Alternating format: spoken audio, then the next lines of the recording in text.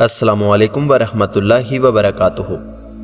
دوستو، مولانا ناصر مدنی جو کہ اپنے مذاقیہ بیان کی وجہ سے پورے پاکستان میں اپنی پہچان رکھتے ہیں، گزشتہ دنوں ان کے ساتھ ایک بڑا افسوسناک واقعہ پیش آیا۔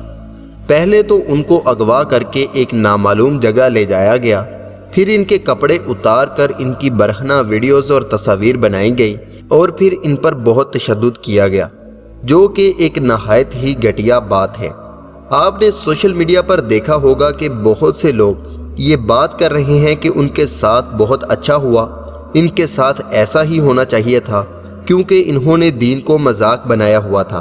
میں نہیں جانتا کہ وہ کس جماعت یا فرقے سے تعلق رکھتے ہیں، ان کی بہت سی ویڈیوز میں نے بھی دیکھی ہیں، لیکن ان ویڈیوز میں وہ وہی بتا رہے ہوتے ہیں جو آج کل ہمارے معاشرے میں ہو رہا ہے، چاہے وہ اہل سنت جماعت سے تعلق رکھتے ہیں یا کسی اور جماعت سے، لیکن یہ طریقہ انتہائی گھٹیا ہے۔ اگر آپ کو اختلاف ہے تو آپ ان کی بات نہ سنیں، لیکن کسی بھی انسان کی بے عزتی کرنا، اس کی برہنہ ویڈیوز بنانا، پائپ کے ساتھ تشدد کرنا کہاں کی عقل مندی اور دلیری ہے؟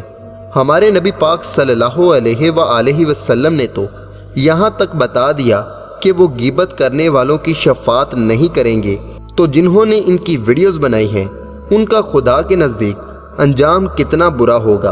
اور اللہ پاک تو جو کسی کے عیب پر پردہ ڈالتا ہے اس کے عیبوں پر پردہ ڈالتے ہیں، اور خدا نہ کرے کہ یہ ویڈیوز سوشل میڈیا پر اپلوڈ کر دی جائیں تو وہ بیچارہ شخص کسی کو منہ دکھانے کے لائق نہیں رہے گا۔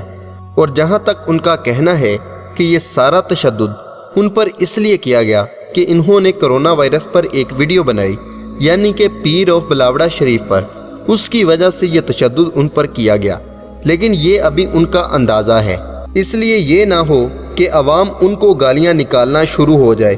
اس لیے پہلے تصدیق کریں پھر کسی کو کچھ کہیں۔ اور آپ سب سے میری ایک گزارش ہے کہ اگر کسی کو ان کی وہ برہنہ ویڈیوز ملیں تو اسے آگے شیئر مت کریں۔ کسی کا برہنہ جسم دیکھنے کی نہ دین اسلام اجازت دیتا ہے اور نہ کوئی اور دین۔ اختلافات ہر کسی کو ہوتے ہیں، لیکن یہ جس نے بھی کیا نہایت گھٹیا کام ہے، اور ہم اپنے چینل کی طرف سے اس بات کی شدید مذمت کرتے ہیں، اور علماء دین کی عزت کرنا ہر مسلمان کے لیے ضروری ہے۔ اللہ حافظ، اللہ نگہبان۔